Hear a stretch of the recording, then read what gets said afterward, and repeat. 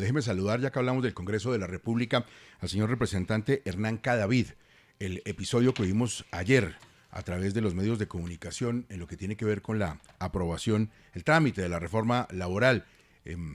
Representante, usted ayer hizo unas denuncias de que estaba pasando algo en el Congreso que no era lo que debía pasar, que se estaban robando unos votos, que estaban volteando a la gente. ¿Qué pasó? Buenos días.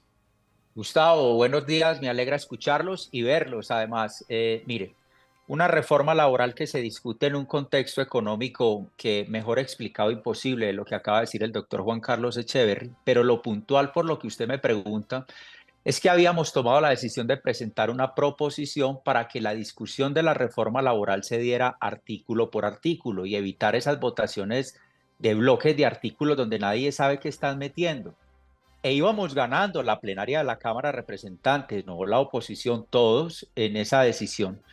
Cuando el gobierno nacional advierte que le van a votar artículo por artículo, le van a discutir la reforma de esa manera, se baja el ministro Cristo del atril, se baja la ministra Gloria Irene Ramírez y empiezan a voltear votos que ya habían sido favorables a esa decisión, los coaccionan, sabrá Dios cómo, y empiezan a retroceder y a cambiar el sentido del voto. Lo que nosotros denunciamos es, así es imposible dar una discusión seria en el país cuando es el propio gobierno el que incide para que no se discuta detalladamente, y pues están los antecedentes de la reforma pensional con algunos elementos diferentes, pero que evidentemente es la manera en cómo el gobierno nacional coacciona el voto de esas mayorías que se sabe cómo las logran, Gustavo. Pero representante, ¿no sería la primera vez que en el Congreso de la República se trata de hacer eso, que los gobiernos traten de votar en bloque y que no se O haga que los una discusión? ministros vayan a Claro, sacar. eso, digamos, yo entiendo la discusión desde el plano de que eso puede ser inconveniente, pero no veo nada de ilegal ni de irregular. Así es como se han comportado siempre todos los gobiernos. ¿Cuál es la novedad? No, tal vez plano de ilegalidad no entraría yo a discutirlo sin estar seguro que no lo sea. ¿Por qué está el congresista que cambia el voto accediendo a esa modificación? ¿Qué hay de por medio? Será otra discusión seguramente. Nosotros no estamos alegando solamente ilegalidad, sino el vicio en el cual está incurriendo el gobierno en el consentimiento de quienes ya habían emitido un voto favorable para decir, oiga, sí, e inmediatamente cuando se baja y se le pone al pie como un policía, la persona retrocede y cambia el voto. Son elementos diferentes. Jorge, y no voy a decir que es la primera vez que haya sucedido, pero no por eso es bueno, no por eso se puede aceptar. Máxime cuando este gobierno había dicho que todo lo que se hacía antes era corrupción, que todo era un establecimiento corrupto y que siempre había era un colegaje entre las mafias del Congreso y los poderes criminales de los gobiernos. Entonces, ¿por qué ahora lo hacen? ¿Cuál es la diferencia?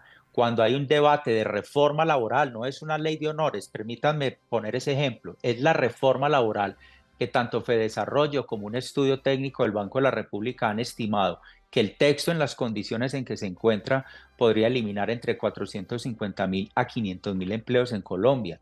El Congreso, el país, los medios de comunicación, los generadores de empleo y los propios trabajadores que saldrían afectados merecen que el Congreso discuta esto en forma más detallada y no de manera coaccionada como lo ha hecho el gobierno ahora. Representante, ¿quiénes? ¿Quiénes fueron los que cambiaron el voto que usted vio? Vanessa, yo no tengo el nombre exacto, pero lo que sí le puedo dar certeza es que el ministro Cristo se paró al lado de la bancada liberal. Yo podría hacer una revisión y decir cuáles fueron los que empezaron a retroceder. ¿Por qué se lo indico de esta manera? Porque usted en el computador que tiene en su curul puede perfectamente decir sí o decir no, o le da la posibilidad de decir cambio el voto. Entonces uno no tiene el nombre específico de quiénes fueron esos congresistas que a última hora, con el ministro al lado, pasaron de 53, 54 votos a 48, y los hicieron retroceder, y fue allí donde nos derrotaron en esa posibilidad que no estábamos pidiendo nada distinto, insisto, a una discusión detallada de artículos como por ejemplo la naturaleza y duración del contrato a término fijo o el indefinido, y todos los demás elementos que están por venir también la mañana de hoy, el día de hoy, en donde, insisto, puede tener una gran afectación en el mercado laboral en una circunstancia económica bastante difícil que ningún generador de empleo o poco resistiría en esta reforma. Representante, pero ¿qué están dando para cambiar el voto? Puestos en entidades, ayuda para las regiones. ¿Usted qué ha podido saber? En el Congreso, en esos pasillos se hablan muchas cosas. ¿Usted qué ha podido saber de pues qué estaría entregando el gobierno a cambio de que los congresistas volteen su voto como usted lo está denunciando?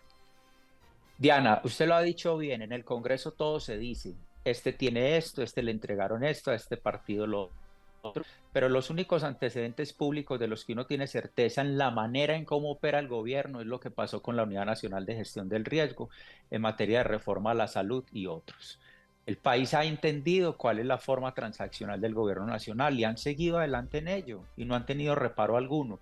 Además, aprovecho esta oportunidad para el siguiente tema. Y es que, ¿qué ha pasado con esos escándalos? ¿Qué ha pasado con esos congresistas? ¿Qué ha pasado con lo que sucedió recién iniciado el gobierno cuando el propio presidente entonces del Fondo Nacional del Ahorro dijo, sí, les tengo que dar a estos partidos para que puedan votar? ¿Dónde hay decisiones sobre eso? Entonces, en una nueva reforma, como nada les ha pasado, pues siguen operando en forma igual.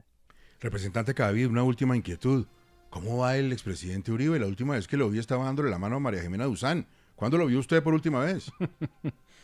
No hace más de 10, 12 días, pero lo vimos en el foro de FENALCO y yo creo que el país observó ese encuentro que además detalla de alguna manera el talante de unos y otros, Gustavo, y eso le sirve también al país como mensajes. En medio de las diferencias, uno puede conversar y no hay que estar señalando al uno de lo uno o de lo otro. Representante Cadavid, muchas gracias, muy amable.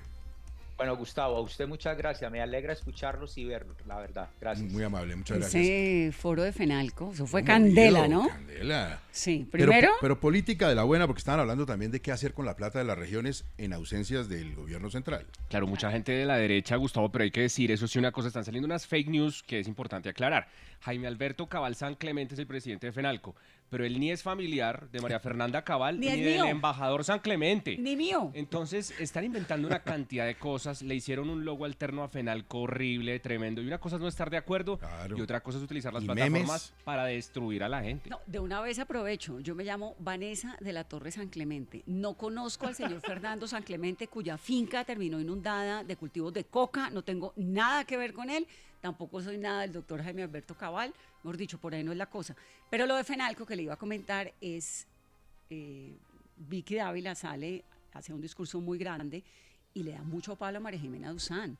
Y obviamente eso, pues a María Jimena le cayó muy mal y a muchos de los que estaban ahí presentes, porque María Jimena de todas maneras es una gran periodista y con una mujer con una trayectoria muy interesante. Y luego entonces de la vaciada que le pega a Vicky a María Jimena se encuentra con el presidente Uribe y el saludo es veo muy bastante bien. cordial. ¿Cómo está? Mucho gusto, encantado de verlo. Sí, todo eso. maravilloso. También fue el Congreso, recordemos, en que aprovechó el señor, van a ir reunidos, de que sí va a haber elecciones, de que esto no se corre, porque es que, fraile, hay gente que le quiere patinar a las elecciones. El calendario electoral arranca en marzo, empieza a contratarse toda la logística Flaquito, y ahí sí, se le nos puedes decir viene a un Gus que lo chicharrón escribe. que puede ser, Gustavo, el tema de Thomas Gregg, que seguramente se va a presentar porque es la empresa que ha hecho las elecciones los últimos 10 o 15 años en Colombia. Hay que ver cómo lo toma eso el presidente Petro, pero la registraduría tiene que actuar sin presiones. El registrador no es un funcionario que pone el gobierno nacional y tiene que demostrar autonomía e independencia para realizar ese proceso. 7:48, hay anuncio de Ana Saray de inversión millonaria de Ecopetrol. Gustavo, un anuncio muy importante que creo que todo el país estaba esperando. En junta directiva se decidió que Ecopetrol hará inversiones por $1.000 millones para acelerar la producción de gas y petróleo en el país. Esto lo que quiere decir el boletín de Ecopetrol que acaba de publicar es que, dado el potencial de reservas offshore que tiene Colombia, pues la petrolera ha decidido acelerar todos estos proyectos más allá de los tiempos normales, anticiparlos y concretarlos, es decir, ponerlos en producción en un tiempo mucho menor al habitual.